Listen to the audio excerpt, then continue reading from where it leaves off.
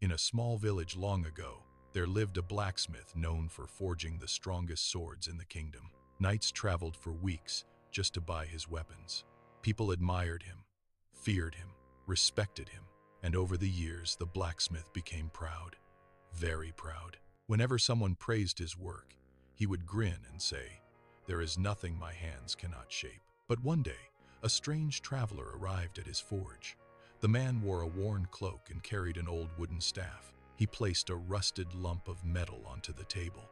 "Can you make something beautiful from this?" the traveler asked. The blacksmith laughed. Of course. He threw the metal into the fire. Flames roared. Sparks exploded into the air. The iron glowed red hot. Then he began hammering. Clang, clang, clang, but strangely, the metal cracked. The blacksmith frowned. Again he heated it. Again he hammered. And again it broke apart. Hour after hour he tried, folding, heating, shaping. But the metal refused to obey him. By evening, sweat covered his face. His pride had turned into frustration. Finally, he slammed the hammer down. "This metal is worthless." The traveler calmly stepped forward. "No," he said quietly. "The metal is not the problem." The blacksmith glared at him. "Then what is?" The traveler looked directly into his eyes. "The fire is strong enough. The hammer is strong enough. But your hands are impatient." The forge suddenly fell silent, except for the crackling flames. The traveler picked up one broken piece of iron. "You strike to dominate the metal," he said. "But true masters do not force, they understand." Then he added something the blacksmith would never forget. "God shapes souls the same way." The blacksmith stared silently as the traveler continued. "When suffering enters your life, you think God has abandoned you. But sometimes the fire is not there to destroy you.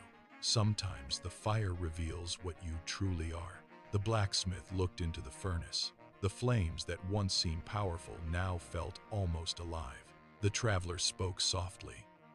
"Impure metal cracks under pressure. Pure metal becomes stronger." Then he turned toward the door. "And pride," he said, "is the greatest impurity of all."